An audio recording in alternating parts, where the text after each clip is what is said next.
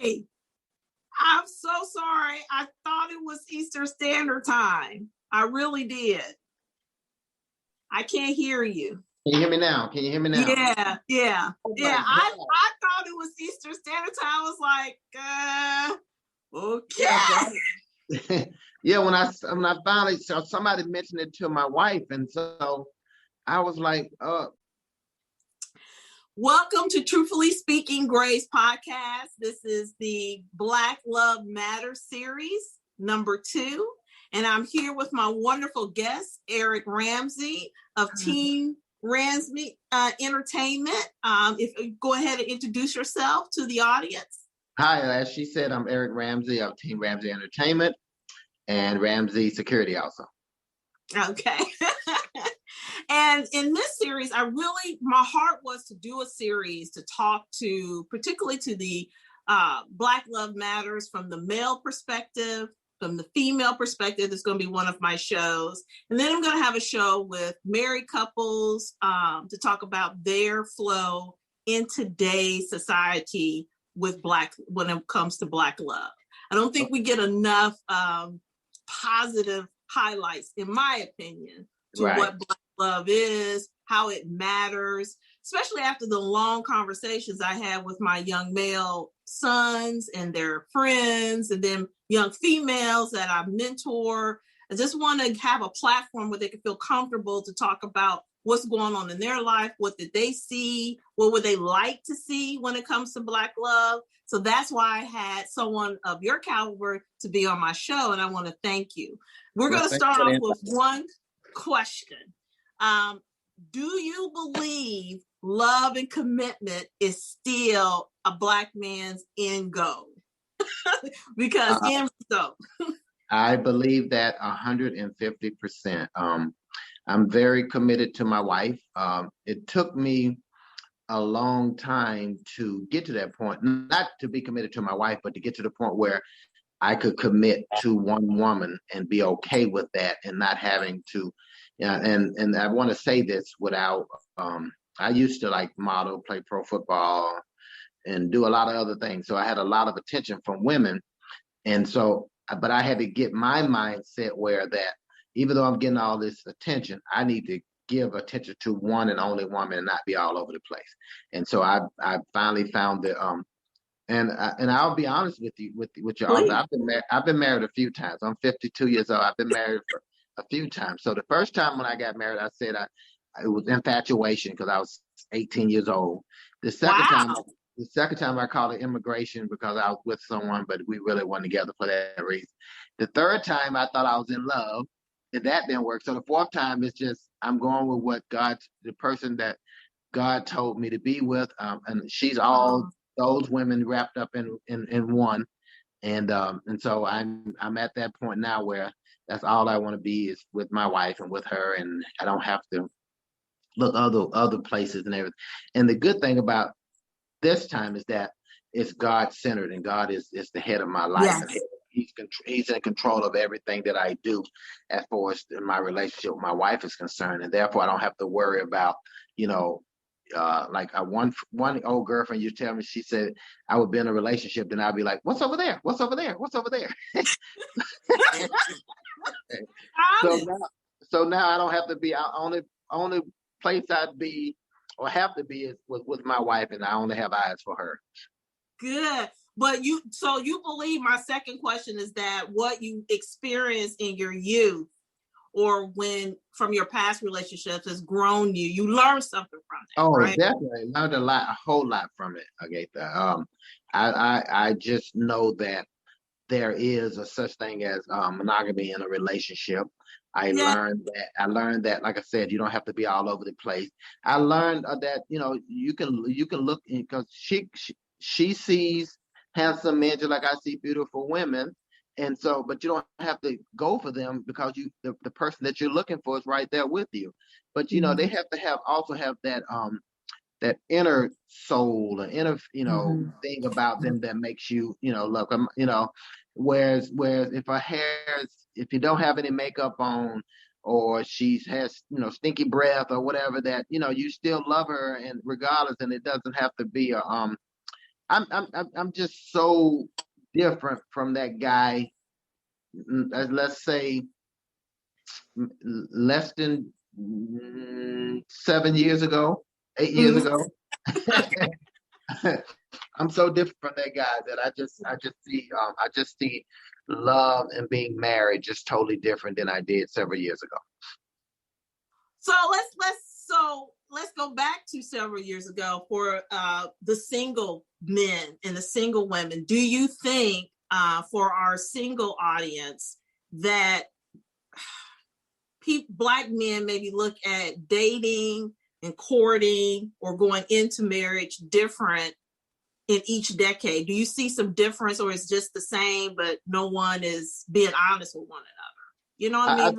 And I think that's, you hit the nail on the head when you say honesty.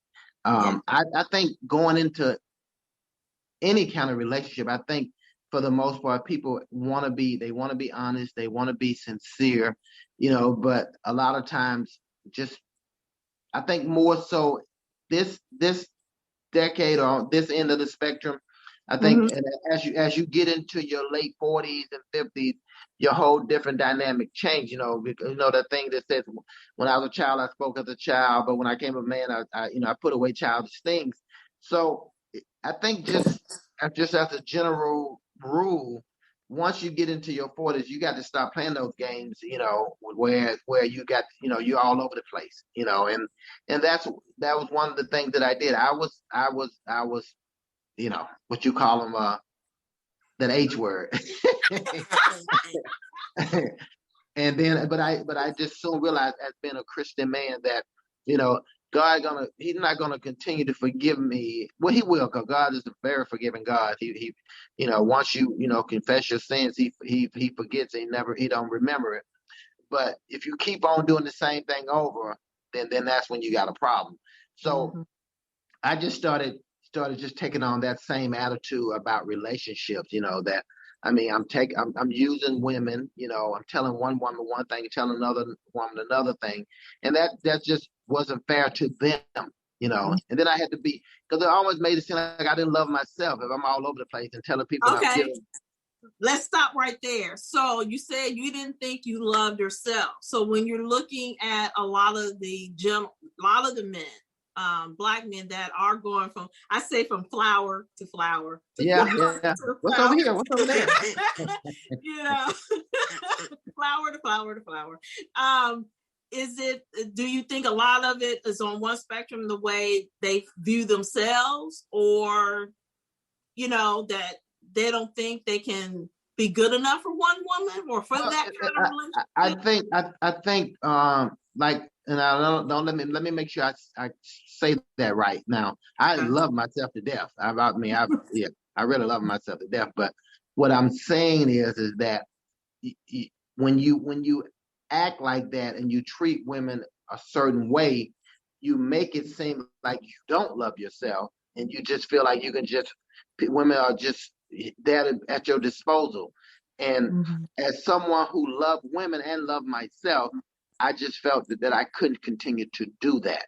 And that's what I think what happens with a lot of men.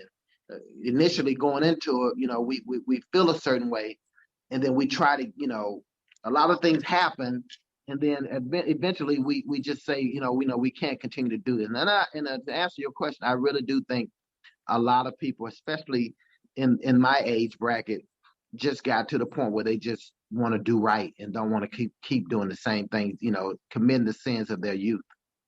Okay. Because eventually, so that answers my other question. You believe, you're telling us, particularly in the male perspective, that courtship and getting to know and slowing down and really cultivating a relationship is something that a Black man want to do. I Oh, think definitely. because, And being from Alabama, I'm from Alabama. yeah. And being from Alabama, chivalry, even though I was, like I said, I was all over the place, I still was very chivalrous to each woman. Chivalry definitely wasn't dead. But being in a situation where you're dating so many women and you don't even know who they are, like I'll give you an example. I've been in a situation where, like, someone popped up on my feed one day, and Mhm. I kept saying, I know the name, And they were like, it's me. I'm like, yeah, but I don't remember being with me.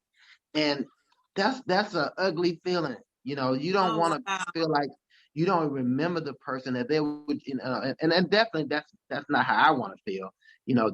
I've used so many women and used my body and did so many different things that I can't even remember, being with a person because it was just so many, and so. And like I said, I'm a Christian man. I've asked God to forgive me for my sins, but just Yeah. that whole thinking about that and feeling that way, it leaves an empty feeling that you don't, and you want to say, that you feel like you hurt other people, all just for your own satisfaction. For your own satisfaction. Okay. Well, let's go back to looking out on the how you view the Black females versus when you were young. Now you're middle age. What are some of the things or attributes that you see in the Black woman or Black females that we need to be looking at, or things that you believe most Black males are attracted to, not just physically? I'm talking about whatever that package is. Well, first and foremost, Black women have to believe that they are the original queens. They are the queen, and that they have to be treated with respect, and they have to command respect from their men. My thing being in the professional arena, I find that a lot of men go against the Black woman once they obtain a certain economic status. They end up, and I'm saying to them, well, that's the same woman that that you were with before you got rich. So why now that she's no longer good enough for you? And so, and what I said to Black women is just remain strong, because you guys are the strength of the races, of all males, females. Black women are the strongest of all of us. And so I just tell you guys to continue to stay strong, stay beautiful inside and out, and just don't let nobody tell you any differently. And just know that you know that you're not. I mean, it ain't you're not being a certain way or being a bitch just because you stand for your conviction. You want to be treated right. So don't let anybody tell you that you're not the queen that you're meant to be. So you're a father, right? Yes. Okay. And so what are you seeing? Because I know what I noticed now that, that I'm a mom, I'm a single mom, and I've had been. And I watch what I used to be, like you said, when I was in college or then into my 20s and 30s, and my perspective of men and relationship. But now that God has allowed me to see that, forgiven me for what I've done and became a new Right. woman. You know Right, what I mean? right. We all Yeah. are all gonna sin and come short of the glory of God. That's right. But it's Amen. so Amen. merciful to make us a new creature. And Yes. in that, I started to look at, the views of our young people with relationships. And a lot of my young ladies, and I'm going to speak on the young lady side, I hear from my sons now that they're in their 20s, and they're pretty good. They're some good guys, educated, holding their own business, holding their stuff down. And their biggest, some of their complaint was, well, Mom, in this generation, the young ladies are so down and negative on us, and then they're not doing anything. They're not bringing anything to the table. Now it's been flipped. Right. So, that was another reason why I wanted to do this show, because I think to hear, and I wanted to be honest in these series of what is your perspective, and what do you see your kids may, or if they're young adults, or experiencing, you know what I mean? Well, I have a 24-year-old stepson, and my wife has taught him to don't put women in situations that you wouldn't want to be put in at, and first and foremost. And then she told him, said, don't go having babies, just because. And then she and just tell him, don't do anything basically until you know that you can be able to take care of yourself and the person that you're with. Then don't go and arbitrarily do something just to be doing it. And for the most part, he's pretty much has done that. And then we have a 17-year-old stepdaughter, that, we just tell her, just be mindful of the boys, and that don't let them just you think you're just a piece of meat, Gaming. to do whatever they want to do. And so both of them have a pretty good, head on them. And then my birth son, he's pretty, he's not out there, and he's still live with his mother. So yeah. Yeah. And that's why, again, I wanted to hear from your perspective. What do you experience from the past that you can say to your sons, and your daughter, just like I have to with my sons and daughters, and then me on the other side of life. Because like you said, we ain't no spring chickens, but I'm my own. Right. No. But in our generation, there's a lot of single people because of divorce or whatever. You know what I mean? And so how do we navigate now into the dating to courting? Because I'm finding that most grown men and women, we don't want to just date just to date. We are courting for a purpose, and that is marriage. And I just wanted to know if men still felt that way. I think men do. But I think with this day and time, I think more people, especially with all the different things that has gone on, I think more people just want to be secure, first and foremost, in any kind of relationship that they're in. And then, I know some younger people, who are very focused, very good at, being in a relationship, being married, being a family. And I know some people that are old, my age and older, that are horrible at it, and they can learn some lessons from those young people. But but to answer the initial question from the beginning, is that I do think that black men still have a certain feeling about black women, and treating them a certain way.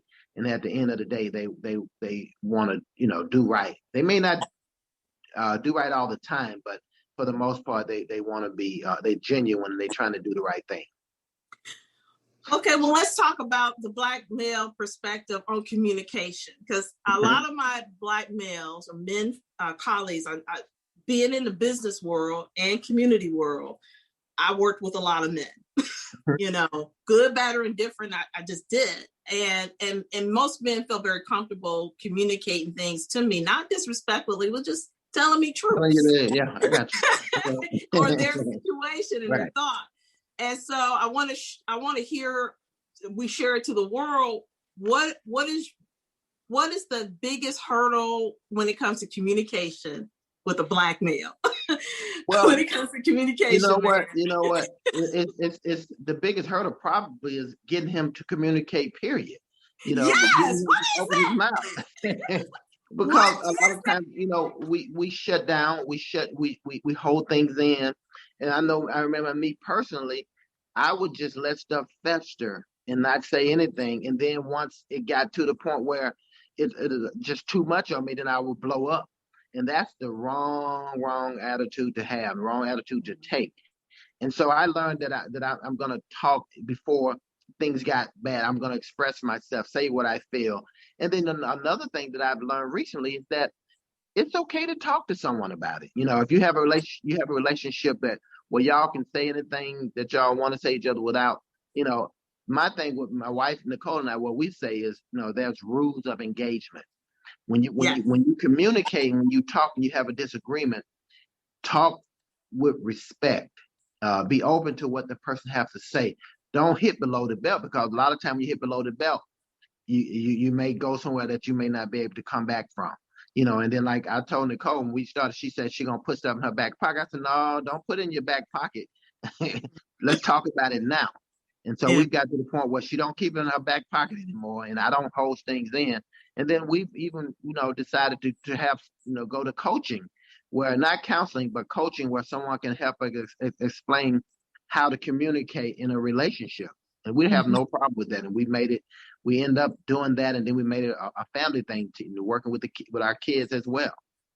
Okay. So you believe in that coaching thing. So, So, because I remember my father, I had a strong, Black father. I had I grew up with both my parents in the household, opposite of what, my sons, who have great fathers, don't get me wrong. But And my father was the strong Alabama, I know them. ex-military, Yeah. man's man. And Yeah. I noticed his communication was, he was solid, was different, intense. And I always would look at how him and my mom, because I got my bubbly personality from my mom, who was talkative, good with the people, bringing the family in. And I just kind of watched that, but they made it work. It was good for them, though. But I just always wanted to know is how do we get comfortable with communicating? And because how can we court and date and get to know each other if we don't talk, right? Yeah. Well, you were able to get together, right? So if you got together, then the same way you got together, that's the same way you need to do in order to, when things get tough or get different, communicate. I mean, you're not going to, you can't learn anything or anything about what the person is thinking or feeling if you're not speaking to them to figure out what's going on with them. So what would make a brother shut down?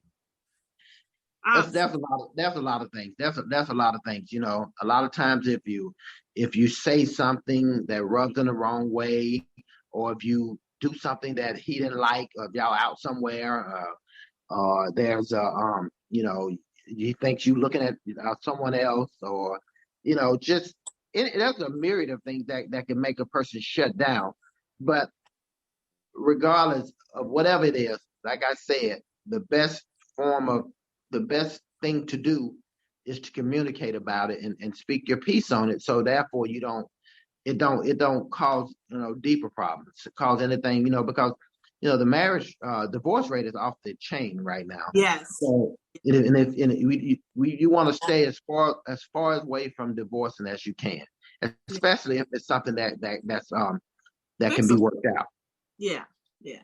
That's what I'm asking. So, it just seemed like it's so much easier that once you stop communicating, and I don't have to always agree with you. Agree to disagree. Agree to disagree. But you're saying something about respect.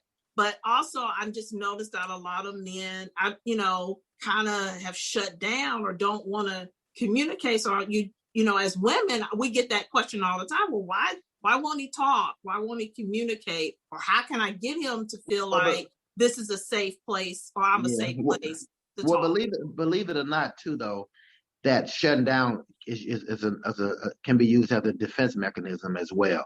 So a lot of times when they shut down, that's because they may not particularly know how to deal with the situation.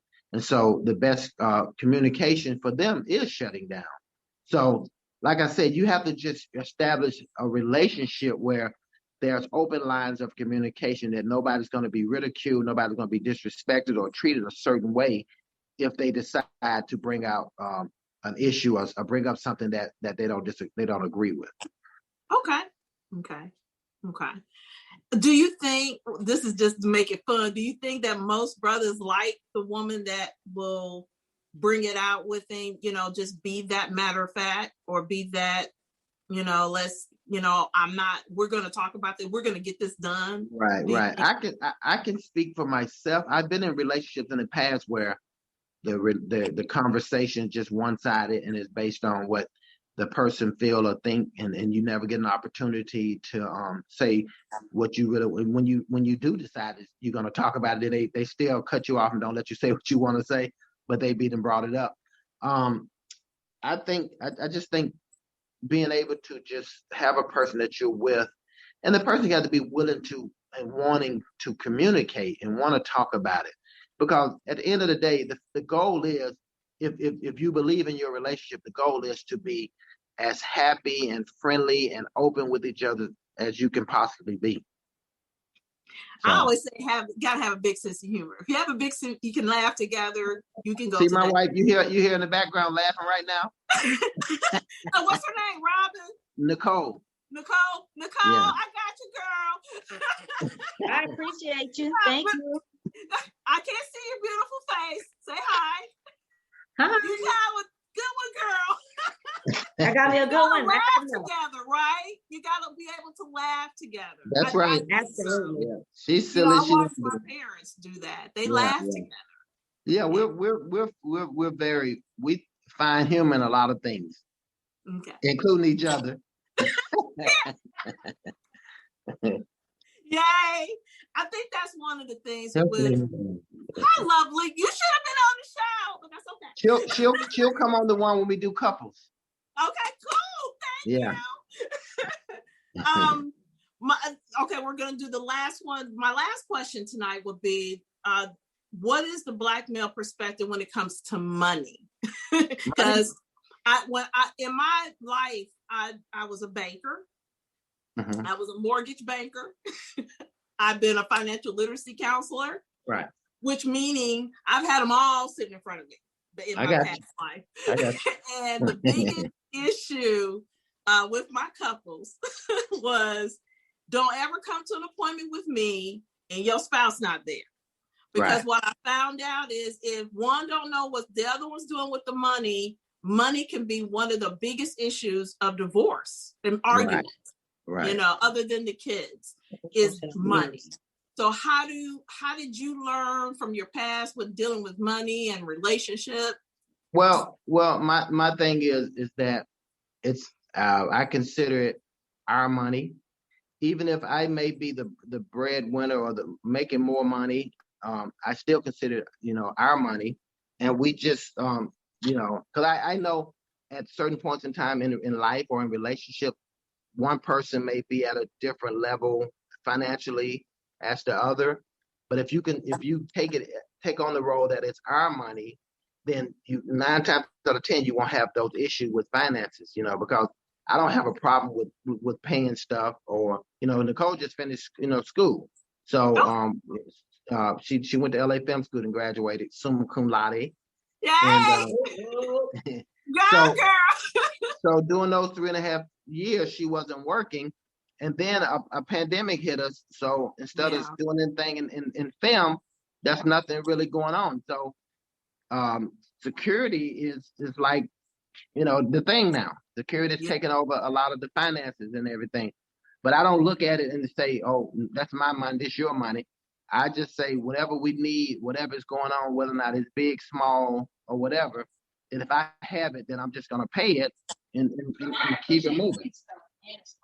So in your dating and courting, though, was that something that you looked at? In our dating and courting, Nicole had a job making way more money than I did. That's where I was headed. And then, like I said, the roles just changed. But I don't have a problem with the roles changing, because as a man and being in the home, I am the I look at myself as the official provider. Yeah. And that's not a problem. And then if I need something or she has money, that's one thing about Nicole. She's very unselfish, and if she has the money to pay for or whatever, regardless of whether she's working or not, she's gonna pay it. Yeah. But I tell her she don't have to feel that way or feel like she needs to make up for not paying stuff, because I don't. I mean, it's okay if I got it. I got it. Mm-hmm. So, it's a team effort. Exactly. But you didn't have a problem that, because that's another show for females, for us professional females,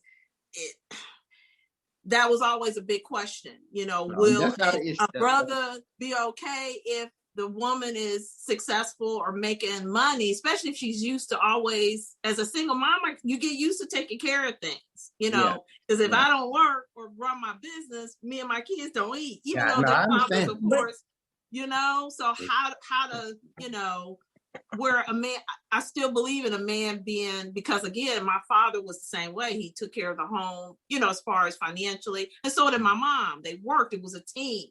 But how do men feel about a woman having that kind of caliber or like I said, if I didn't have a problem with when it was, the roles were changed, so it's not a big deal now. Okay, you think it's all about respect, right? That at the end of the day, that's what it's all about. Okay, all righty. Well, is there anything else as when it comes to Black Love Matters that you want to talk about as far as the male perspective, that you think, little nuggets of information you think we need to know? Well, I think me personally, I just say give the Black women, Black men, give each other the benefit of the doubt. You Oh, know, yeah. be respectful of each other. You know, society ain't always been the nicest to us, but we have to be nice to each other. And if we don't, before we decide that we need to go somewhere else, let's revisit the Black woman or the Black male before we decide to go the other person. Yeah. You know what I mean. You know what I mean. Yes, I do. And don't you also think that we stop giving the Black males the bad rap all the time? Stop giving us the black rap, because there are some good men that are like myself, and a lot of my friends that are very good men, and love and appreciate what the Black woman has to offer. All righty. Well, thank you for being on my podcast. I look forward to the couples edition. I will give you the dates and times for that, because I definitely want to keep this going and hear it at Black Love Matters on the couples edition. So, Nicole, get ready, girl. Get your questions and your answers ready for me. And all right, dear. Well, thanks for inviting me. Appreciate it. And please let me know where I can get it, where we can show it and see it, and this along with the other one as well. Yes, as soon as my editor is done, we're going to have it too. And make sure you let people know about the LA Great Calendar again. I've already put that out. All right, dear. Thank you. All righty. Thank you, guys. Have a good evening. All right, you too. Be blessed. Bye-bye. Bye-bye.